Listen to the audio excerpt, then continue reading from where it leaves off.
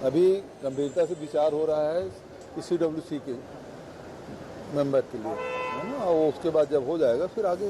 अभी कांग्रेस की गुटबाजी चरम सीमा में है और ये चरम सीमा की लड़ाई दिल्ली पहुंच चुकी है। दिल्ली में प्रदेश अध्यक्ष बदलने की पूरी तैयारी दिख रही है। मुझे लगता है कि आपस में इनके जो जिस प्रकार से मतभेद उभर के आए हैं, अब ये स्थिति आ गई है कि प्रदेश अध्यक्ष बदलने का एक बड़ा मुहिम चल रहा है।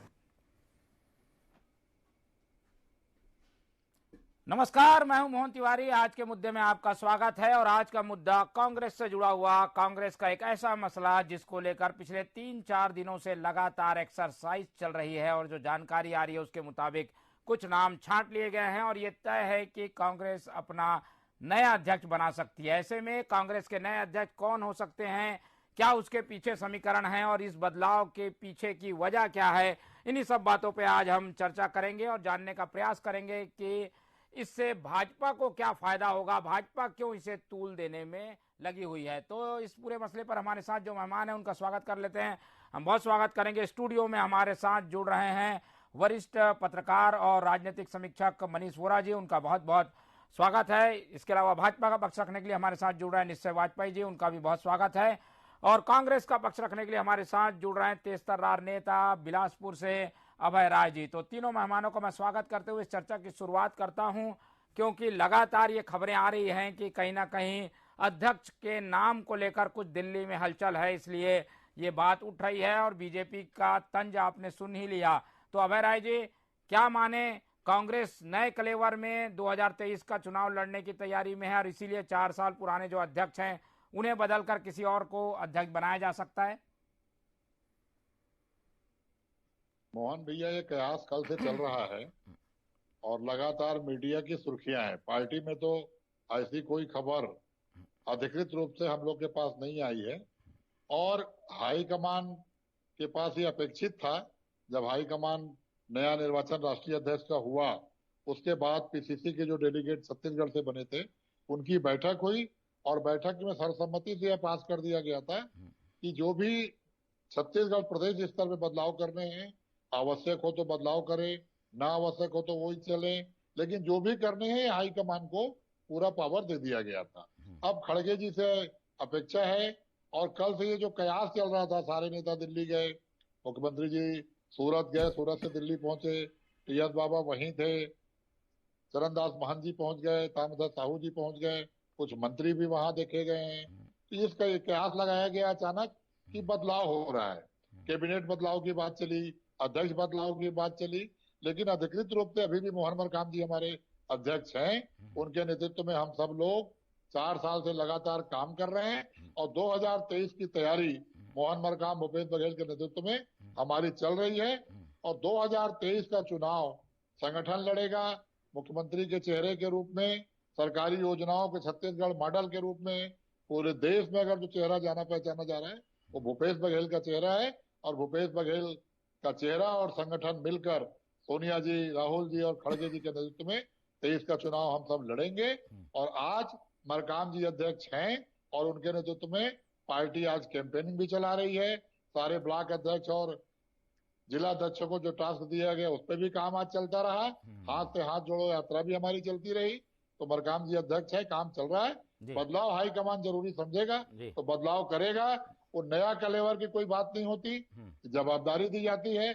आज जवाबदारी मोहन मरकाम जी को है, कल जवाबदारी किसी और को होगी और मोहन मरकाम जी को भी कोई ना कोई बड़ी जवाबदारी भी दी जाएगी, क्योंकि आज हमारे पार्टी के चेहरा हैं, काम कर रहे हैं। बिल्कुल। अभय राय जी, हम आपको धर्म संकट में नहीं डालेंगे, आप पार्टी के अनुशासन से भी बंधे हुए हैं, इसलिए ज्यादा आप समीक्षात्मक बातें तो नहीं कर सकते, लेकिन एक बात साफ है कि कहीं ना कहीं कुछ सुगबुगाहट जरूर है। कांग्रेस भी चाहती है कि 2023 के चुनाव में एक नए ताकत के साथ जाए, शायद इसलिए ये कवायद चल रही है। लेकिन बीजेपी क्या सोचती है, इसको कितनी बड़ी चुनौती मानती है, क्योंकि बीजेपी ने भी तो अभी अभी अध्यक्ष अपना बदला है। बीजेपी बदल रही थी तो कोई गुटबाजी जैसी कोई बात नहीं उठी या उन बातों को खारिज किया गया वाजपेयी जी, लेकिन अब कांग्रेस में मान लो बदलाव हो भी रहा है तो आप लोग उस पर हवा दे रहे हैं, उसे कह रहे हैं कि गुटबाजी है, नेतृत्व को लेकर लड़ाई है। इस तरीके की बातें आप लोग की ओर से क्यों आ रही है? देखिए, ये विषय जो उठा है भारतीय जनता पार्टी के नुकसान फायदे का कोई विषय नहीं है, क्योंकि भारतीय जनता पार्टी अपनी वर्किंग खुद करती है, कार्यकर्ताओं की पार्टी है। हमारा जो अपना संगठन है, अपना अंत्योदय हित की योजनाएं हैं, अंत्योदय हित का हमारा एक विकास का मॉडल है और उसको लेकर के हम लोग काम करते हैं। लेकिन ये जो विषय उठा है अध्यक्ष परिवर्तन का, ये यूं ही तो नहीं उठ गया होगा। अगर धुआं है तो कहीं आग होगी, ये तय बात है।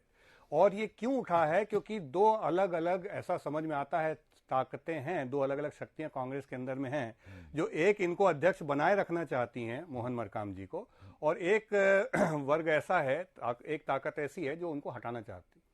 भूपेश बघेल जी अपने हिसाब से पूरी पार्टी को चलाना चाहते हैं और अपना वर्चस्व बढ़ाना चाहते हैं। मोहन मरकाम जी की तस्वीरें भी हटा दी गई थी, आपको याद होगा एआईसीसी की बैठक से, फिर वो आनंद फानंद में उसमें एक आदेश आया सबको हटाने का मोहन मरकाम जी का। ये सारी बातें एकदम स्पष्ट हैं। तो भूपेश बघेल जी चाहते हैं कि परिवर्तन हो जाए, उनके पसंद का कोई अध्यक्ष बन जाए जिससे वो अपने हिसाब से टिकटों का बंटवारा कर सकें, ठीक है। और दूसरा ये बहुत सारे लोग जो हैं वो मोहन मरकाम जी के कार्यशैली से बहुत खुश हैं, संतुष्ट हैं, और वो नहीं चाहते कि अध्यक्ष बदले। तो ये खेमेबाजी तो स्पष्ट दिख रही है, कोई स्वीकार करे न करे। अभय भैया बड़े वरिष्ठ कांग्रेसी कार्यकर्ता हैं, उनको तो अध्यक्ष अभी जो है, और अगर वही रह गया, इनने कुछ खिलाफ बोल दिया तो इनके तो साथ गलत हो जाएगा, इसलिए नहीं बोल सकते। लेकिन मैं आपको बता रहा हूं, निश्चित तौर पे बहुत सारे लोग ऐसा चाहते हैं कि मरकाम जी रहें, गुटबाजी है, भूपेश बघेल जी नहीं चाहते वो रहें। बहुत सारे विधायक भी असंतुष्ट हैं और खास तौर पे अपने विरोधी खेमे के विधायकों को निपटाना चाहते हैं भूपेश बघेल जी। बड़ी संख्या में उनकी टिकट काटना चाहते हैं, जिसके लिए शायद मोहन मरकाम रोड़ा साबित होंगे।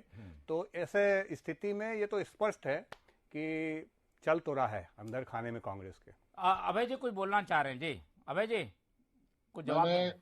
वाजपेयी जी के बात पे एक बात पे कहना चाह रहा था कि मरकाम जी का फोटो हटाया नहीं गया था, मरकाम जी का फोटो छूट गया था।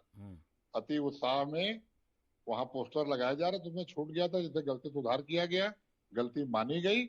और मैंने कहा ना कि हाईकमान के सामने दो लोग, एक विधायक दल के नेता और एक संगठन के नेता। विधायक दल के नेता मुख्यमंत्री जी हैं और संगठन के नेता मरकाम जी हैं।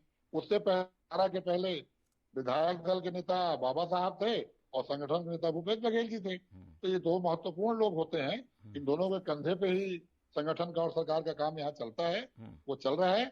और मरकाम जी 4 साल अध्यक्ष थे, अभी हैं, आगे हाईकमान के ऊपर निर्भर करता है कि वो क्या करेगा। लेकिन कांग्रेस में कहीं कोई ऐसी बात जो लगातार वाजपेयी जी कह रहे थे, और मैं तो आश्चर्यचकित हूँ कि वाजपेयी जी और भाजपा पूरी निगाह कांग्रेस पे रखी हुई है। अरे जनता पे रखिए, जनता के मुद्दों पे रखिए, जनता के बीच आपको जाना है।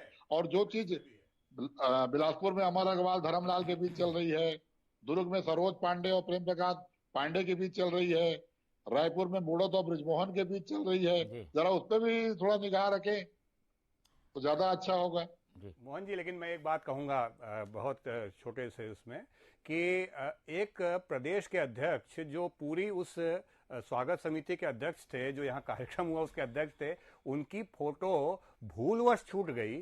फिर उन अध्यक्ष जी को एक आदेश जारी करना पड़ा मोहन मरकाम जी को कि ये सारे के सारे फ्लैग्स हटा दिए जाए, तब उनकी फोटो ले दे करके ऊपर चिपकाई गई। और इसको एक सामान्य सी भूल बता रहे, जनता को सब पता है ना अभय भैया, जो हुआ उसको स्वीकार भी तो कर लीजिए। चलिए आएंगे, ये दोनों बातों पे मतभेद दोनों पक्षों के हो सकते हैं। हमारे साथ मनीष वोरा जी हैं। मनीष जी, क्या देखते हैं आप इस तरीके की जो स्थितियां बन रही हैं, उसमें कांग्रेस अपने आप को नए अध्यक्ष के साथ शायद खड़ा करना चाह रही है, इस वजह से ये कवायद चल रही है, या वर्चस्व की लड़ाई की वजह से अध्यक्ष बदला जा सकता है? देखिए मोहन जी, सबसे महत्वपूर्ण चीज ये है कि राजनीतिक दल है और राजनीतिक दलों में ये चीजें सामान्य प्रक्रिया के तहत होती रहती है। आज अध्यक्ष कोई और रहता है, कल कोई और होगा, परसों कोई और होगा, इस प्रकार की प्रक्रियाएं चलती रहती है। इस बीच दो चीजें मैंने मार्क करी। पहली चीज तो ये कि कांग्रेस में एक चीज बहुत कॉमन है कि एक लाइन का एक प्रस्ताव हर जगह पास होता है कि सारा निर्णय, सारे अधिकार हम जो है हाईकमान के ऊपर छोड़ देते हैं। तो इस एक लाइन का बहुत बड़ा अर्थ कांग्रेस के अंदर होता है। जैसे वाजपेयी जी अभी कह रहे थे कि भूपेश बघेल जी अपना वर्चस्व साबित करना चाहते हैं, तो मुझे लगता है कांग्रेस में जब हर जगह एक ही लाइन का प्रस्ताव पारित होता है, तो टिकट देने में भी एक ही लाइन का प्रस्ताव पारित होगा कि हम सारा निर्णय जो है हाईकमान के ऊपर छोड़ते हैं, वो जिसको चाहे टिकट दे, जिसको चाहे न दे, वहां जिसकी जो चल जाए वो करा ले। और वर्तमान जो परिस्थितियां छत्तीसगढ़ के अंदर में कांग्रेस की है, उसमें भूपेश बघेल निर्विवाद एक बड़े चेहरे के रूप में छत्तीसगढ़ में है। और मुझे नहीं लगता उनको किसी को टिकट देने के लिए या किसी को कुछ करने के लिए किसी अध्यक्ष अध्यक्ष को बदलने की आवश्यकता होगी, ऐसी स्थितियां मुझे नहीं लगती। और दूसरी बात मोहन जी यहाँ पर निकल करके आ रही थी गुटबाजी की, तो गुटबाजी कहाँ नहीं है? भाजपा में गुटबाजी नहीं है क्या? भारतीय जनता पार्टी में भी गुटबाजी है और कांग्रेस में भी गुटबाजी है। जब सतत लड़ाई होगी वहां पर गुटबाजियां होंगी ही, और इस तरीके की स्थितियां लगातार बनती रहेंगी। जब संगठन है, संगठन में लगातार प्रतिस्पर्धा बनेगी। राजनीति में वही लोग आते हैं जिनके अंदर महत्वाकांक्षा होती है, बगैर महत्वाकांक्षा का व्यक्ति राजनीति में आ नहीं सकता। यदि वो राजनीति में आया और महत्वाकांक्षा आए, जब विपक्ष लड़ने की बात आए, तब सारा दल यदि एक होकर खड़े होता है तो वो एक अलग परिस्थिति देखने को मिलती है। और मुझे लगता है कांग्रेस कुछ ऐसी स्थितियां भाजपा के अंदर देखने को मिलती थी, अभी परिस्थितियां कुछ और है, लेकिन पहले मिलती थी ये देखने के लिए मोहन जी। चलिए, ये स्थितियां देखने को जरूर मिल रही है, लेकिन इसका फायदा कितना होगा, कितने ताकत के साथ कांग्रेस फिर 2023 के चुनाव में लड़ पाएगी? एक बार फिर से अभय राय जी की ओर रुख करते हैं। अभय राय जी, हमने मुख्यमंत्री को भी सुना, मुख्यमंत्री ने भी इनकार नहीं किया इस बात से। वो ये कह रहे हैं कि पहले सीडब्ल्यूसी गठित होगी, सीडब्ल्यूसी में कौन जाएगा इसको लेकर अभी एक्सरसाइज चल रही है, और उसके बाद की बात है ये। तो ये माने कि एक को शिफ्ट किया जाएगा सीडब्ल्यूसी में, उसके बाद नए अध्यक्ष की नियुक्ति होगी। थोड़ा समय लगेगा लेकिन होगी जरूर। निश्चित रूप से मुख्यमंत्री जी दिल्ली गए थे, दिल्ली में जो उनसे बातचीत हुई होगी उस आधार पर उन्होंने बयान दिया है, और उनका बयान क्लियर है। इससे पहले भी वो कह चुके हैं कि सीडब्ल्यूसी का गठन होना है, और सीडब्ल्यूसी के गठन के बाद ही बाकी प्रक्रिया होगी।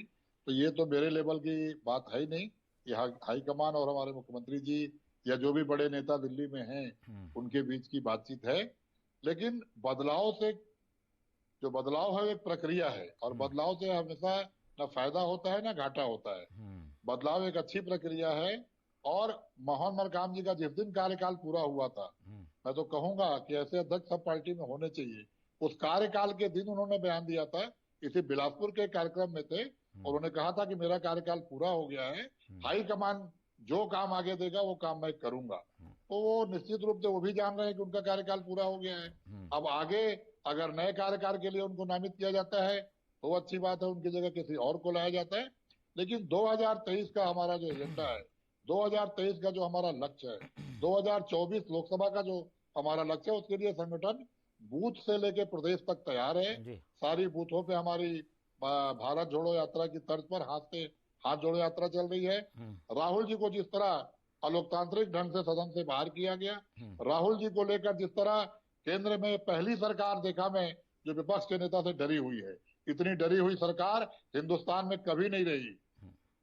चलिए, लेकिन ये बीजेपी जो सवाल उठा रही है कि दो शक्ति केंद्र हैं, वो शक्ति केंद्रों के बीच टकराव की वजह से ये बदलाव की जरूरत पड़ रही है, क्या इस पे सहमत हैं क्या? सपोर्ट में जो आंदोलन चल रहा है उसकी भी समीक्षा लगातार हो रही है, और बूथ से लेकर प्रदेश तक और पूरे देश में चल रहा है। तो संगठन हमारा मजबूत है। अभय राय जी, लेकिन मैं ये जानना चाह रहा था, जैसे कि बीजेपी कह रही है कि दो शक्ति केंद्र हैं जिनका टकराव है, और टकराव को खत्म करने के लिए ये बदलाव की बात उठ रही है, ये आरोप है, इस तरीके की बातें आ रही है, कितना इससे इत्तेफाक रखते हैं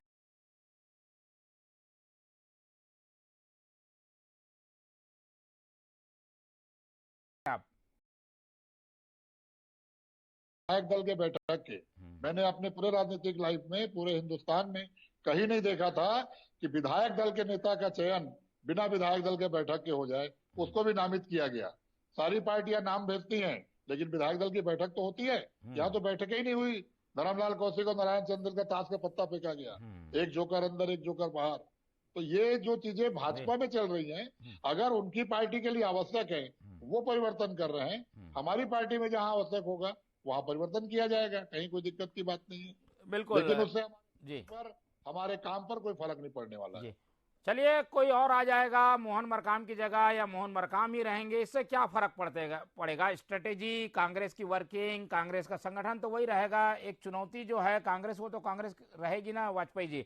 आप लोग लेकिन इतना क्यों इसमें मीन मेक निकाल रहे हैं? हम बिल्कुल मीन मेक नहीं निकाल रहे हैं, कांग्रेस का अंदरूनी मामला है।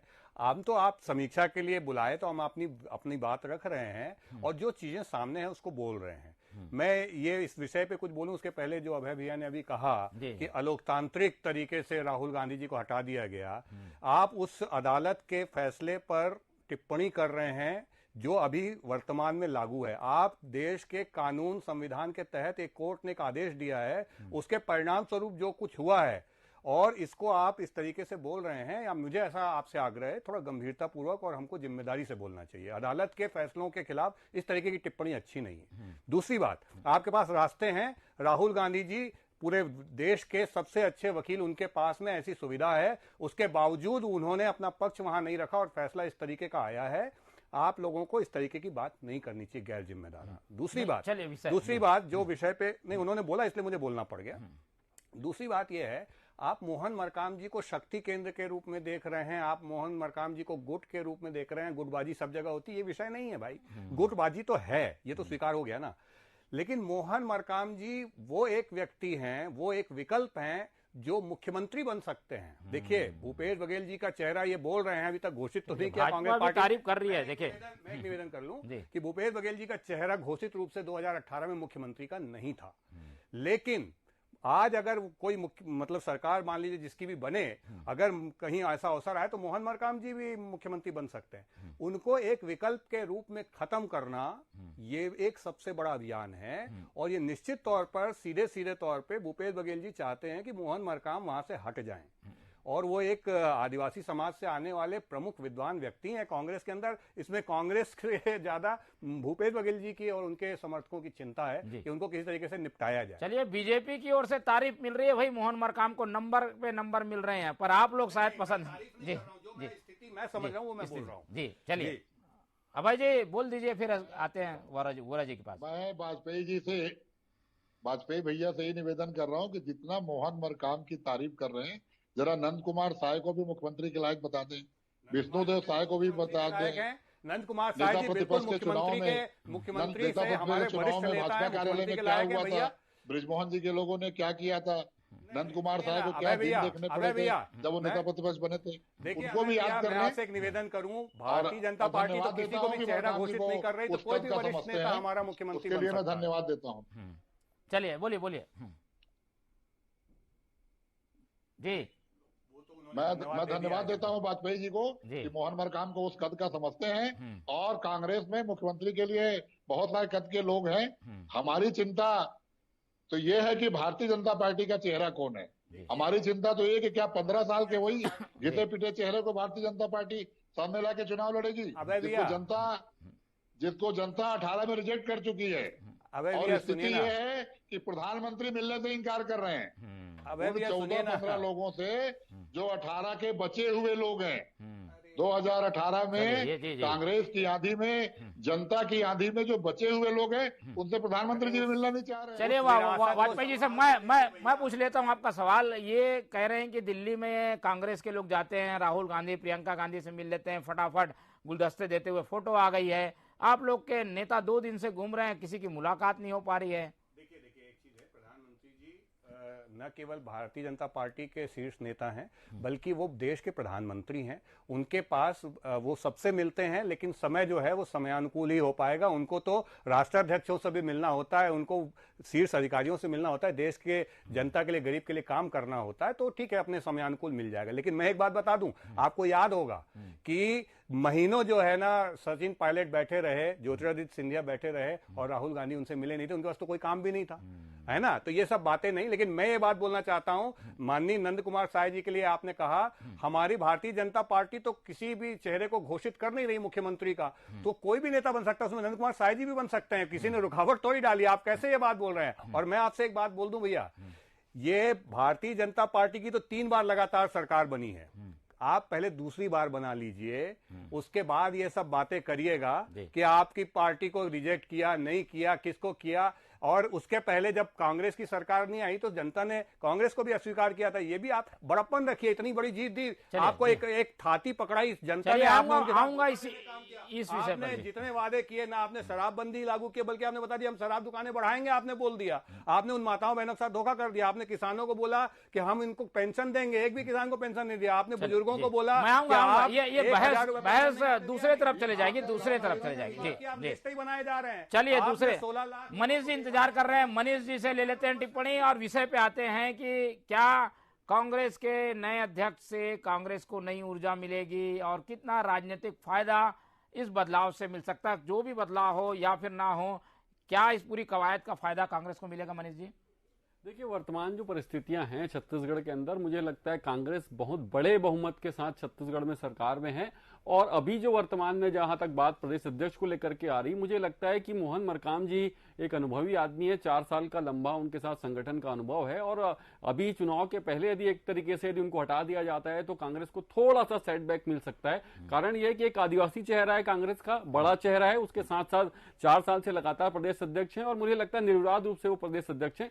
कुछ चीजें संगठन और सत्ता के जब रहती है साथ में जिस दल की, तो वहां पर कुछ ना कुछ मनमुटाव या इस तरीके के मतभेद होते हैं, लेकिन उसका अर्थ यह नहीं होता कि किसी को एकदम से आप कर दें। उनका एक अपना अनुभव है। और जो बात हो रही है इसके राजनीतिक फायदे और नुकसान की, तो मुझे लगता है कि उनके रहने से कांग्रेस को फायदा हो सकता है, उनके हटने से थोड़ी सी स्थितियां बिगड़ सकती है। लेकिन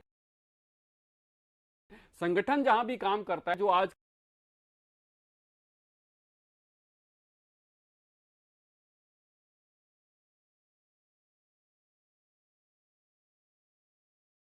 कांग्रेस की,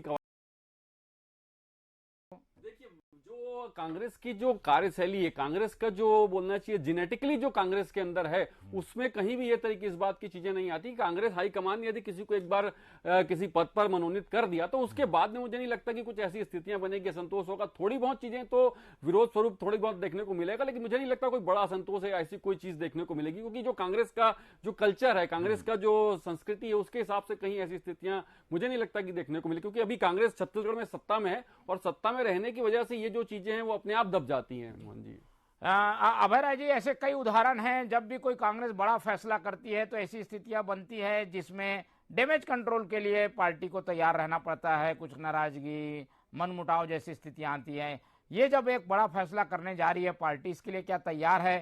क्या कोई ऐसी स्थिति बनती है तो पार्टी उसे संभालेगी?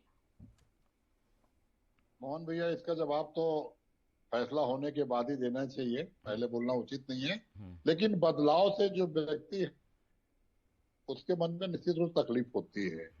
लेकिन बदलाव में अगर उस व्यक्ति को कोई बड़ा पद मिल जाए, कोई बड़ी जगह चला जाए, कोई बड़ी भूमिका पार्टी उसको दे दे, तो वो चीजें अपने आप डैमेज कंट्रोल रहती हैं। तो अभी तो बदलाव का कयास है। जब बदलाव हो जाएगा तभी अधिकृत रूप से इस पे बोलना उचित होगा।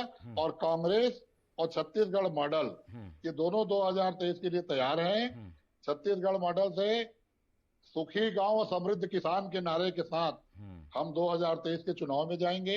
हम अपने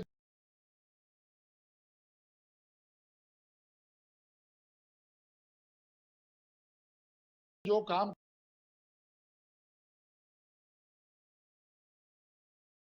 नहीं चूकते थे, 5 सीट से 7 सीट का फर्क रहता था, लेकिन जब जनता ने हमको दिया तो 68 सीट दी, फिर हमको 71 में पहुंचा दिया। तो अगर जनता ने जवाबदारी दी है तो हमारा फर्ज बनता है कि उस जवाबदारी को हम पूरा करें। और छत्तीसगढ़ जिस तरह आज हिंदुस्तान के नक्शे में स्थापित हो रहा है, उसको स्थापित करने का काम भूपेश बघेल जी कर रहे हैं। तो हमें विश्वास है कि 23 में जनता पुनः हमको उसी रूप में वापस लाएगी जैसे 18 में लाई थी। भारतीय जनता पार्टी अपना प्रयास करेगी और उनके बी पार्टियां, बी टीम उनकी बहुत घूमना चालू हो गई हैं। चुनाव के पहले उनकी बी टीमों का काम यहाँ चालू हो गया है, वो सारा प्रयास करेंगे। लेकिन छत्तीसगढ़ मॉडल, किसान के लिए किया गया काम, छत्तीसगढ़िया संस्कृति, छत्तीसगढ़िया लोक पर्व, ये सब कुछ हमको जनता के बीच में स्थापित करेगा, ऐसा पूरा कांग्रेस का विश्वास है। और कांग्रेस का संगठन बहुत मजबूत है। जो भी अध्यक्ष बनेगा उसके साथ खड़े होके पूरा का पूरा संगठन काम करेगा, पहले भी करता रहा है जी। तो कांग्रेस का अध्यक्ष कोई भी हो, लेकिन कांग्रेस एक मजबूत एकजुटता के साथ काम करेगी, ये कहना है अभय राय जी का। लेकिन बीजेपी इसमें शायद कुछ कहना चाहती है। वाजपेयी जी, ये तो एक कांग्रेस का जो स्ट्रक्चर है उसमें अब तक जो आप लोग लूप होल या कहें एक तरीके से ऐसी चीजें खोजने की कोशिश करते हैं जिससे आपको फायदा हो, लेकिन अब एक मजबूत ढांचे के साथ कांग्रेस काम करना चाहती है, अध्यक्ष कोई भी हो। देखिए, मैं भारतीय जनता पार्टी कांग्रेस के अंदर की कमजोरियां नहीं खोजती है भाई। भारतीय जनता पार्टी अपने संगठन को मजबूत करके अंत्योदय हित में काम करने वाली पार्टी है और अपने ही कार्यक्रमों को मजबूत करने का काम करती है। जहां तक ये बी टीम बोल रहे हैं, तो बी के बाद सी, डी, ई, एफ जितने भी होते हैं वो सब मिल करके ए टीम बीजेपी जो पूरे देश में एक ही है पार्टी, उसके सारे लोग उसके विरुद्ध एक होकर के लड़ते हैं, उसके बावजूद भी कोई प्रभाव नहीं छोड़ पाते। ये BCDEF को छोड़िए भैया, आप अपनी कमियों को दूसरों के ऊपर मत डालिए। आपको इतनी बड़ी सफलता दी थी, मिली थी, आपको इतनी बड़ी जिम्मेदारी मिली थी, उसमें अगर आप रास्ता अभी से खोजने लग गए कि कोई बी टीम आ गई है, वो ऐसा कर रही है, कोई सी टीम आ गई है, आप लोगों की कोई टीम, आत्मविश्वास कमजोर हो रहा है, इसका सामने आप लोगों की कोई टीम है क्या ऐसी? कोई नहीं, हमारी एक ही टीम है, भारतीय जनता पार्टी, और पर्याप्त है। अभय राय जी देखिए, एकदम पर्याप्त है। बाकी सबके सब मिल करके एक साथ आते हैं और कोई प्रभाव नहीं डाल पाते। अभी भी सुप्रीम कोर्ट ने वो फैसला एक दिया है कि इन लोगों ने जो लगाया था कि ईडी और सीबीआई की जांच के रोकने के लिए सारे विपक्षी दलों ने एक होकर के लगाया था, उसको आज माननीय उच्चतम न्यायालय ने खारिज कर दिया है। और कल तो बड़ी हास्यास्पद एक चिट्ठी यहां से लिखी गई है, जिसके लिए आप अदालत जा सकते हैं, उसके लिए यहां से चिट्ठी लिख रही है कांग्रेस पार्टी। केवल राजनीति करना चाह रही, केवल दिखावेबाजी करना चाह रही, केवल जो है अपने कुकर्मों को छुपाने। ए और बी टीम की जो बात है, ये बी सी टीम कौन है अभय राय जी? जी चलिए बताइए। मैंने कहा ना कि मेरी भावना को वाजपेयी जी समझ गए। बी टीम के रूप में ईडी घूम रही है, सी टीम के रूप में सीबीआई घूम रही है। ये जो ईडी और सीबीआई के लोग घूम रहे हैं और इनको कहीं कुछ प्राप्त नहीं हो रहा है। आप तो केवल अधिवेशन को परेशान करने के लिए, केवल कांग्रेस के कार्यकर्ताओं का मनोबल तोड़ने के लिए काम कर रहे हैं। चिट्ठियां लिखते हैं कोर्ट में भैया, इसके लिए अबे भैया आप यहाँ से चिट्ठियां लिखते हैं, कोर्ट नहीं जाते आप लोग, वहां से सजा पड़ जाती है आप लोगों को, तो आप बोलते हैं कि हमारे साथ अलोकतांत्रिक काम हो गया। ये कैसे टाइप की पार्टी? देखिए आप जितनी बातें कर रहे हैं, 24 घंटे के अंदर लोकसभा से बाहर करना, वो अलोकतांत्रिक नहीं, आपको कानून की सही जानकारी, आप खुद कानून के जानकार हैं। कानून में माननीय उच्चतम न्यायालय ने कहा है कि जिस मोमेंट आपको नोटिस दिया भूपेश बघेल जी ने, जिस मोमेंट आपको सजा पड़ेगी, बीजेपी के कितने पूर्व मंत्री हो जाएंगे भाई, कितने नेता प्रक्रिया मात्र है, सरकारी बंगले में है। देखिए हम उनका सम्मान करते हुए उनको नोटिस भेजे क्या? ये अलोकतांत्रिक कदम है। जी बता के गए हमारे पास कोई बंगला नहीं, उनको बंगले की जरूरत नहीं, ये सब बोल गए। उसके बाद आप फिर बंगले का सरकारी बंगला आपको, ये तो अलग विषय हो जाएगा। लेकिन अध्यक्ष की कवायद अभी भी जारी है और जो जानकारियां आ रही हैं उसमें दीपक बैज लगातार बड़े नेताओं से मिल रहे हैं। तो क्या ये माने दीपक बैज के नाम पर सहमति बन सकती है? मनीष वोरा जी से ले लेते हैं कमेंट। मनीष जी, जो फोटो तस्वीरें आ रही हैं, खिलखिलाते हुए दीपक बैज की तस्वीरें आ रही हैं, क्या माने? मुकाबला तो मोहन मरकाम और दीपक बैज में है, लेकिन दीपक बैज दिल्ली में है, बाजी मार रहे हैं। देखिए वर्तमान जो परिस्थितियां हैं, जिस प्रकार के फोटोग्राफ्स आ रहे हैं, जिस प्रकार के कयास लगाए जा रहे हैं कि दीपक बैज जी छत्तीसगढ़ में कांग्रेस का नया अध्यक्ष के रूप में आ सकते हैं, तो ये बात देखिए लगातार इस तरीके की स्थितियां बन रही है और पूरे प्रदेश के अंदर में नए कांग्रेस में रिनोवेशन का काम चल रहा है। तो उसके तहत हो सकता है कि छत्तीसगढ़ में भी युवा चेहरे के रूप में दीपक बैज को कांग्रेस लेकर के आए और नई ऊर्जा के साथ में, नए जोश के साथ में कांग्रेस का नया अध्यक्ष आए और वो नए जोश के साथ में काम करे, भूपेश बघेल जी के कंधे से कंधा मिला करके काम करे, तो एक नई परिस्थितियां छत्तीसगढ़ में कांग्रेस को देखने को मिलेगी। उसका परिणाम हो सकता है कि जो बड़ी जीत की कांग्रेस आशा कर रही है छत्तीसगढ़ में, जो वर्तमान परिस्थितियां हैं उसको वापस वो पाना चाह रही हैं, उसके लिए हो सकता है कि युवा जोश को साथ में लेकर के भूपेश बघेल जी का अनुभव, छत्तीसगढ़ का मॉडल और एक युवा जोश, इन तीनों का मेल करके कांग्रेस जो है वो छत्तीसगढ़ में नया उलाना चाह रही है। चलिए, एक बात तो साफ है कि जल्द ही कोई फैसला हमें सुनने को मिलेगा और ये फैसला हो सकता है कि मोहन मरकाम के रूप में भी देखने को मिले या फिर दीपक बैज के रूप में भी देखने को मिले। लेकिन कांग्रेस में कुछ ना कुछ खिचड़ी पक रही है। वो खिचड़ी कैसी है, किस स्वाद की है, ये आने वाला वक्त बताएगा। फिलहाल इस चर्चा में हमारे साथ जो तीनों मेहमान जुड़े, वाजपेयी जी आपका बहुत बहुत धन्यवाद, अभय राय जी आपका धन्यवाद और मनीष वोरा जी आपका भी धन्यवाद। तो कांग्रेस में नए अध्यक्ष की कवायद तेज है, लगातार मेल मुलाकातों का दौर जारी है, कई समीकरण बनते और बिगड़ते हुए दिखाई दे रहे हैं, जिससे कई नेताओं के राजनीतिक भविष्य पर भी असर पड़ेगा, जिस पर हमारी नजर बनी रहेगी। फिलहाल आज चर्चा में इतना ही। आप लोग देखते रहिए टीवी 24, मुझे दीजिए इजाजत, नमस्कार।